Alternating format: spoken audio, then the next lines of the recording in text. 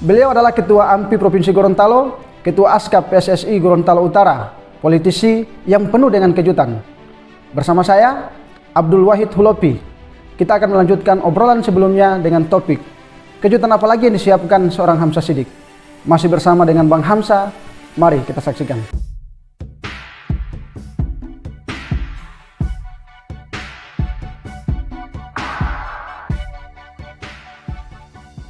Baik Bang, terima kasih sekali lagi atas kesempatan kepada kami. Sedikitnya untuk mengganggu waktu kesibukan Abang. Untuk anak muda nggak ada cerita mengganggu. Ya, luar biasa. Ya, kita siap diganggu oleh anak-anak muda. Oke. Iya kan? Iya, baik teman-teman, kita masih lanjut dari setelah segmen pertama. Bang Hamzah telah banyak mengutarakan soal pengalaman beliau di dunia aktivis, kemudian sepak terjang beliau di politik. Nah, ini Bang, mungkin sedikit bisa Abang jelaskan kira-kira ketertarikan Abang yang paling besar ke dunia politik itu apa? Untuk terjun ke dunia politik? Ya, di politik bisa banyak bantu orang. Itu ada Bang ya? Iya, mengagregasi kepentingan banyak orang. Oke. Ya, kita senang lah soal bantu-bantu orang itu sudah jadi watak dan tabiat kita waktu masih zaman kuliah. Ya, mungkin juga waktu zaman sekolah ya. Ya itulah, pokoknya senang lah kita orang punya keluarga. Diajarkan itu, yang penting kapan ente ada kesempatan bantu orang harus dibantu, jangan dipersusah. Barang siapa yang membantu urusan orang lain, dia mudahkan urusan orang lain, insya Allah kita mempunyai urusan juga itu Allah mudahkan. Oke. Begitu itu luar ininya. Biasa. Iya, siklusnya itu masih begitu. Hukum alamnya masih gitu. Oke. Gitu. Jadi ketertarikan saya di politik itu. Baik, ini Bang. Jadi tadi Abang sudah di segmen pertama sudah menjelaskan kenapa menyerahkan tampuk kekuasaan DPD 2 Golkar kepada Bupati Garut atau Pak Torik Modanggu. Kemudian beberapa riset kami juga itu ada salah satu statement Pak Torik soal target beliau menjadikan Abang jadi Ketua DPRD di pemilu 2024. Nah, kira-kira bagaimana itu Bang? Ya, semua partai ya, bukan hanya Golkar ya, saya pikir ya. Semua partai itu pasti memiliki target untuk mendudukan kader-kader terbaiknya di DPRD, khususnya mendudukan kader terbaiknya sebagai pimpinan DPRD. Itu target semua partai, bukan cuma target Golkar. Nah, itu lumrah itu. Nah, tetapi kita ini pernah 3 kali memimpin DPRD Gorontalo sebagai ketua.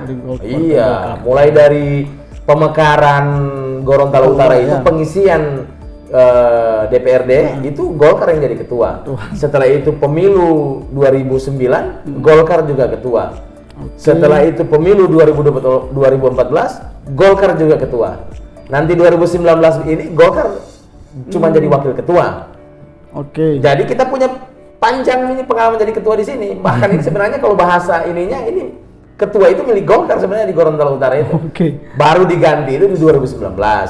Nah, kalau ada target dari Bupati Gorontalo Utara yang sudah menjadi ketua DPD 2 Golkar bahwa Golkar akan mengambil alih lagi di 2024, ya itu sesuatu hal yang normal-normal saja. Iya kan? Bisa nggak Bang? Lumrah itu. Bisa nggak dikasih bocoran sedikit langkah-langkah yang telah disiapkan di internal Partai Golkar atau Abang sendiri untuk menghadapi pemilu 2024, terlebih itu tadi target menjadi ketua DPRD? Ya, sekarang kan ada pemisahan dapil ya. Iya. Yang tadinya kita punya 4 dapil, sekarang jadi 6 dapil. Oke. Ya, ada beberapa kecamatan yang dipecah ya kursinya sehingga dia tercipta dapil yang baru. Nah, kalau kita lihat sekarang itu 6 dapil, maka semua partai tentu termasuk Partai Golkar berkeinginan agar semua dapil itu terisi. Sama seperti hari ini. Kami 4 dapil, Golkar terisi semua 4 dapil. Oke. Iya, satu-satu. Sehingga nanti kalau ada 6 dapil ya kita normalnya targetnya terisi 6 dapil. Dapil itu 6 kursi. Oke, 6 kursi. Tetapi ada 1 atau 2 dapil yang menurut hemat kita Golkar punya peluang lebih dari 1. Makanya saat ini Golkar ini sementara mempersiapkan sumber daya manusia yang mumpuni ya, yang memiliki pengalaman, yang memiliki narasi gagasan, termasuk memiliki kritis ya. Memiliki kemampuan ya untuk mengagregasi kepentingan rakyat termasuk kritis. untuk kita dudukan sebagai caleg nanti di 2024. Strategi kita hampir sama dengan tentu dengan partai-partai yang lain, bahwa kita akan merebut ya hati rakyat agar memilih Golkar. Salah satunya lewat apa? Salah satunya lewat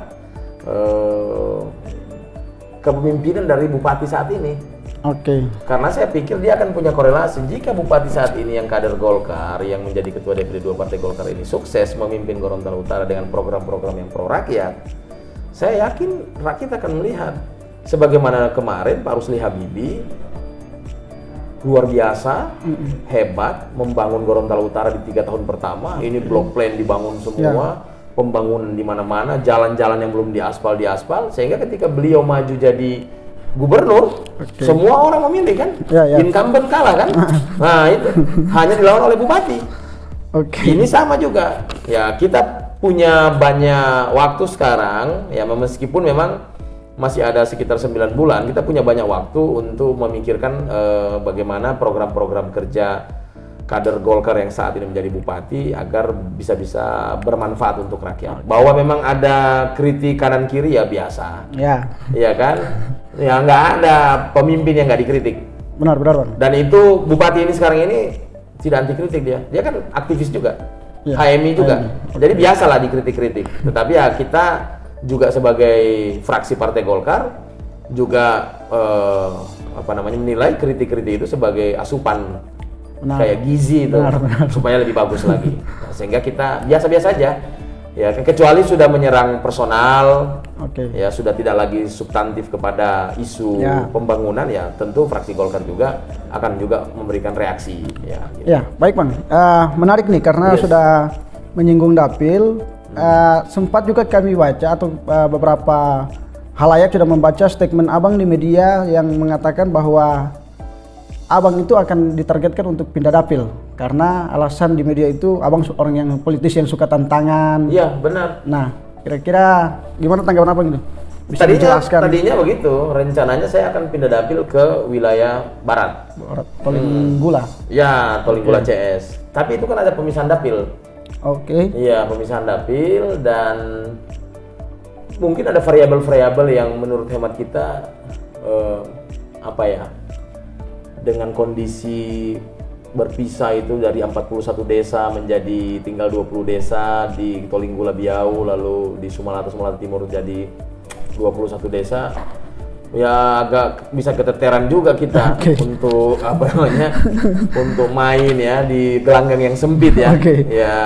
Tantangannya justru jadi jauh lebih berat lah gitu. Ya itu satu variabel. Variabel lain tentu tidak memberikan kesempatan juga kepada orang di sana. Jadi gini, dengan adanya pisah dapil itu ada dorongan kenapa harus pisah dapil ya. Harus diketahui juga.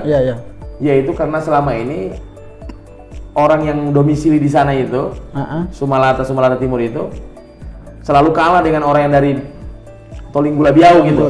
Dari 7 kursi, Tolinggula Biau ambil 6. Sumalata Timur cuma 1 orang. 1 kursi. Iya, 1 kursi. Sehingga didorong agar bisa dapil. Nah, kalau filosofisnya itu agar orang di Sumalata Timur itu jadi anggota DPR, kita khawatir kan ini dari Kuandang datang di sini, jangan usah dipilih dan segala macam.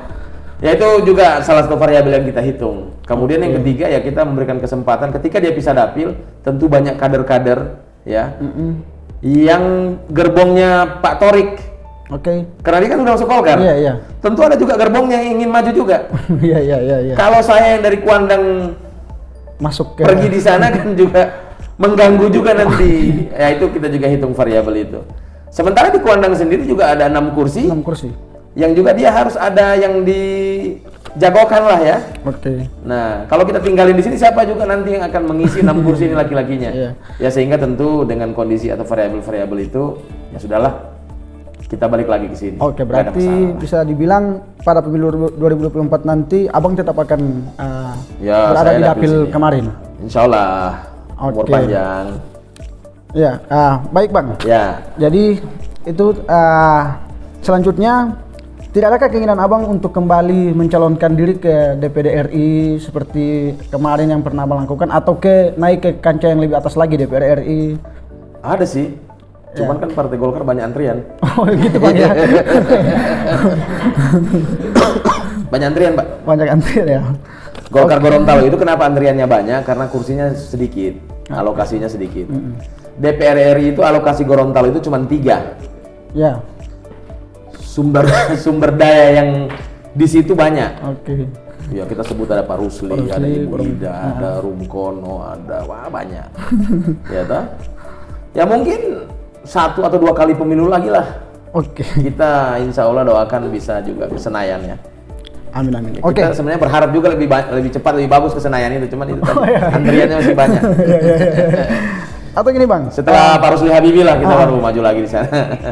Atau apakah tidak ada keinginan Abang untuk mendampingi bupati yang sekarang pada perhelatan pilkada, entah di tahun berapa, di 2024 atau 2029 atau bagaimana Bang? Mungkin dikasih tanggapan sedikit.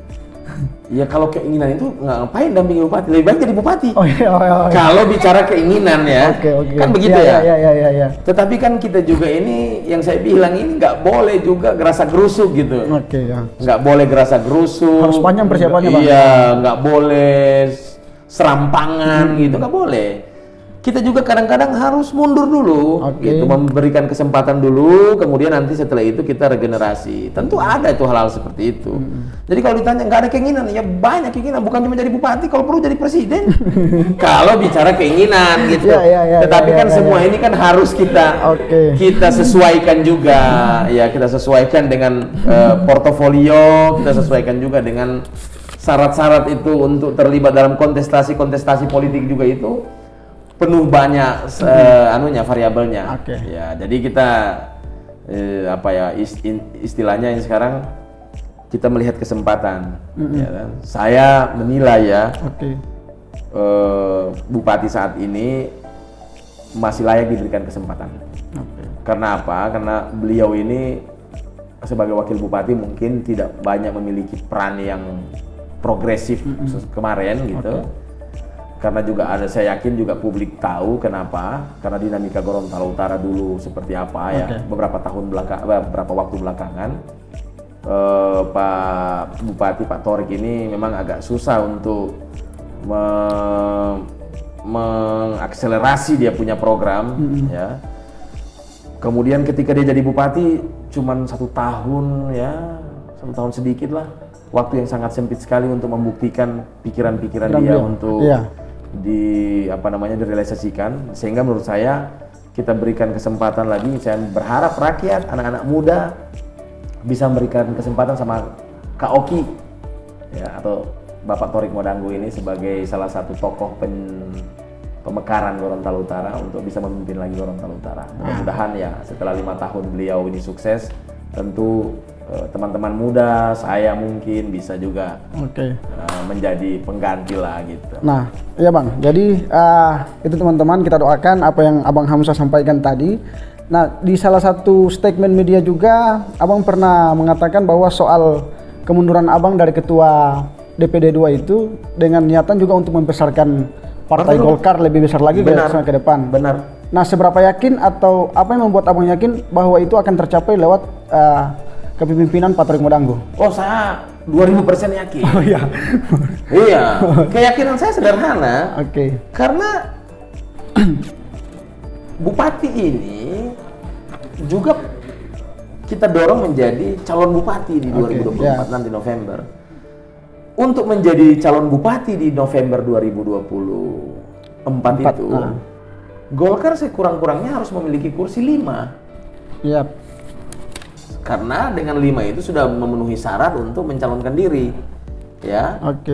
Baik dia berkoalisi atau tidak, harus 5 kursi. 5 ya. Iya. Kalau lebih dari 5 kan syukur. Amin. Syukur ya, bagus. Saya yakin bupati itu akan mengejar itu. Makanya dia bisa membesarkan Partai Golkar karena dia berkepentingan juga untuk maju di 2024. Kalau bupati tidak mau membesarkan partai, saya tidak mau membesarkan partai, maka 5, 10 atau 15 tahun mendatang itu kita akan kesulitan mengakselerasi pembangunan karena tadi terbatas sumber daya kita di DPRD terbatas. Kalau cuma punya 1-2 kursi di sini sangat terbatas untuk mengagregasi rakyat.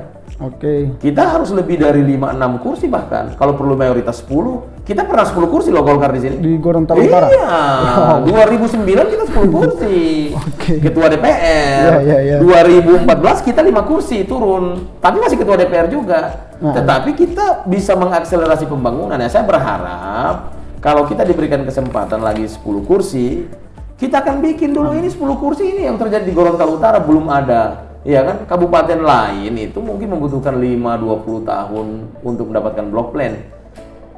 Di sini 2 tahun sudah ada block plan. Karena Golkar bupatinya, Golkar juga ketua DPR. Jadi mudah-mudahan kalau Golkar ketua DPR, bupati juga Golkar, sinergitas itu akan semakin paten. Dan pembangunan akan akselerasinya semakin progresif. Itu sebenarnya targetnya. Saya yakin itu. Dan itu tujuan intinya itu bagaimana dua-dua lembaga ini bisa mendudukan kader Partai Golkar untuk sama-sama membangun Gorontalo Utara berdasarkan pengalaman di 2009. Dan itu fakta yang nggak bisa dibantah 2009. Pak Rusli bangun rumah sakit, Pak Rusli bikin ini, bikin itu semua. Karena Golkar 10 kursi di sini dan bupatinya. Berat tidak Bang untuk menargetkan itu kembali terjadi di 2024? Ya harus ikhtiar, harus ada usaha. Iya kan? Nah, salah satu usahanya itu tadi saya bilang, Pak Bupati sekarang membuktikan bahwa program-program yang pro rakyat itu berjalan dengan maksimal. Kalau itu berjalan maksimal, ya orang akan yakin, wah ini bagus programnya, lanjutkan dia. Kan gitu. Nah, saya yakin insya Allah target kita 8-10 kursi itu insya Allah bisa. Kalaupun tidak, ya kan? Ya nggak ada masalah juga. Iya kan, nggak ada masalah. Artinya begini, kita sudah usaha, rakyat sudah berikan pilihannya. Apa saja yang sudah rakyat berikan itu yang kita jaga dan itu akan kita maksimalkan. Mau 5, mau 6, mau 7 atau mau berapapun itu. Seperti sekarang 4. Tapi kan kami bekerja keras. Kami nggak pernah setiap isu-isu kami nggak pernah hadir. Mau isu apapun kami hadir, memberikan pendapat, memberikan gagasan, turut langsung memperbaiki. Meskipun cuma 4 kursi. Iya, karena bagi kita peran itu yang paling penting.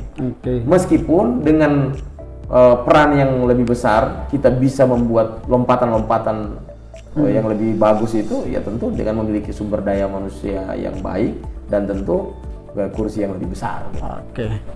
Ya, begitu. Baik Bang. Itu jadi teman-teman yang sedang menonton pada sore hari ini. Terakhir ini Bang, mungkin di segmen kedua, ini Abang mundur dari Ketua DPD 2, kemudian menyerahkannya kepada Pak Torik Modanggu. Nah, mungkin boleh dikasih bocoran atau semacam apa seperti itu, langkah Abang selanjutnya di Partai Golkar gimana? Apakah akan naik ke DPD 1, menargetkan DPD 1, atau kembali setelah Pak Torik, Abang lagi yang akan memimpin DPD 2, atau seperti apa? Saya itu tiba-tiba di dalam satu pidato ya dari Pak Torik waktu Musdalub itu, dia langsung minta saya menjadi sekretarisnya. Gitu. Oh jadi yang sekarang Bang ya? Iya. Sekretaris. Jadi di Musdalub itu kan harusnya nanti disusun oleh formatur, tapi ya beliau sudah sampaikan, saya meminta adinda saya ini Hamzah Sidik untuk mendampingi saya menjadi sekretaris DPD 2 Partai Golkar. Dan itu sudah menjadi keputusan Musdalub. Saya menjadi sekretaris. Ya saya sekarang alhamdulillah sekretarisnya beliau di DPD 2 Golkar. DPD 2. Dan itu biasa aja sih. Tidak ada hal yang luar biasa. Jadi ketua, jadi sekretaris, jadi wakil ketua, jadi wakil sekretaris. Yang penting sama-sama mengabdi untuk sama-sama berkarya, sama-sama mengabdi. Jangan lihat apa ininya, yang penting perannya. Kan yang paling penting kan begitu. Iya Bang. Iya, jadi sudahlah. Kalau urusan-urusan ketua segala macam itu, jabatan-jabatan itu kita udah tuntas, udah hatam lah soal-soal yang begitu. Jadi kita tidak terlalu bagaimana gelisah ya, tidak bagaimana risau kita jadi apa itu statusnya tidak.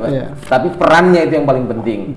Ente jadi pimpinan lalu tidak berbuat apa-apa, lebih baik daripada ente tidak jadi apa-apa secara status tapi peran masif di masyarakat. Itu yang paling penting. Ya kan? Itu aktivis tuh begitu. Nah, paling terakhir ini Bang. Paling terakhir. Iya, paling terakhir di segmen 2. Iya. Mungkin Ini abang ini kalau kita menyebut nama seorang Hamzah Shiddiq di Provinsi Gorontalo begitu dekat dengan dunia aktivis dan hampir mungkin semua aktivis Gorontalo itu kenal. Nah, begitu ya? iya. Mungkin bisa kasih pesan ini ke aktivis-aktivis yang nanti juga akan punya ketertarikan ke dunia politik, mau seperti apa, kemudian langkah-langkahnya, pengabdiannya seperti apa. Nah, mungkin bisa dikasih penguatan ke teman-teman aktivis biar tidak salah jalan ketika nanti sudah berada di dalam politik praktis katakanlah. Ya, gini, jadi aktivis itu sebenarnya experience. Pembelajaran awal bahwa kita belajar bagaimana menghadapi masalah, memecahkan masalah, manajemen terhadap soal-soal itu. Problem solving. Ya, problem solving. Kita belajar itu, dialektika itu kita belajar. Ada problem ini, nanti solusinya begini. Ada kejadian ini, nanti treatmentnya begini. Itu kita berlatih itu. Sehingga ketika kita di dalam dunia apapun, karena menjadi aktivis itu tidak harus menjadi politisi. Iya kan? Menjadi aktivis itu tidak harus menjadi bupati, wakil bupati, gubernur, tidak. Pengusaha pun banyak yang jadi bupati. Pengusaha juga jadi presiden. Padahal bukan aktivis. Ya kan? Tapi menariknya di aktivis itu apa? Watak dan mental kita itu melakukan pendampingan terhadap problem-problem rakyat itu, mengadvokasi masalah, mengadvokasi masyarakat itu lebih real ketika kita menjadi aktivis. Nah, pengalaman inilah yang kemudian boleh dibawa kemana saja, ke kehidupan apa saja. Ya, ente mau jadi PNS, mental aktivis silakan. Ya kan, ketika ada orang datang meminta tolong, ente bantu. Nggak lagi di birokrasi panjang meja sana meja sini. Langsung apa yang bisa dibantu, langsung lagi tak selesai urusan. Nah, itulah gaya aktivis. Ya jangan ngaku-ngaku aktivis sekarang. Tiba-tiba ngurusin proyek, tiba-tiba ngurusin ini. Ya nggak begitu, aktivis itu nggak gitu. Aktivis itu sebenarnya pikiran tindakannya itu benar-benar untuk kepentingan banyak orang. Bukan untuk kepentingan pribadinya. Gitu. Jadi kepada aktivis-aktivis yang saat ini berproses ya di kampus melalui lembaga-lembaga kaderisasi di kampus. Hidup ini sekali, maka berilah dia arti. Artinya apa? Teman-teman ambillah pengalaman ini sekarang di kampus. Belajar di sana. Nanti setelah diam ini keluar dari lembaga kampus, ya kan? Dia akan hidup dengan rakyat. Bagaimana dia bisa menilai rakyat, dia bisa memberikan persembahan terbaik untuk rakyat. Karena ujung-ujungnya adalah itu, gitu. Karena ujung-ujungnya adalah bagaimana pengalaman yang kita dapatkan ini benar-benar bisa bermanfaat untuk masyarakat. Itu sebenarnya buat aktivis nggak usah takut-takut, maju terus pantang mundur. Siap. Termasuk Luar biasa. Kalau kritis di kampus juga nggak usah takut-takut sama rektor, sama dosen. Luar biasa. Kan banyak nih aktivis. Aduh ini bang, nilai agak susah nih bang, nanti kalau kritis di kampus ya nggak usah. Saya itu udah punya banyak pengalaman gitu. Kalau ente yakin ente bisa ngerjain soal, ngapain takut? Percaya aja sama nilai ente di situ, nggak usah takut dengan nilai. Ini mau dipotong nilai nggak ada itu, udah zaman dulu itu. Intinya bang ya, mau dimanapun kita nanti setelah dari dunia kemahasiswaan, yang penting kita punya value, kemudian kita tetap berbuat dan mengabdi untuk masyarakat. Ini cocok ente ini. Cocok jadi narasumber. Terima kasih sekali lagi bang ya. Jadi inilah akhir dari segmen 2 pada kesempatan kali ini dan semoga kita berharap ke depan abang masih bisa lagi untuk jadi narasumber di podcast kami atau di obrolan kami untuk sesi ini. Amin. Ya, terima kasih banyak bang. Thank you. Itulah teman-teman. Terima kasih. Oke. Siap.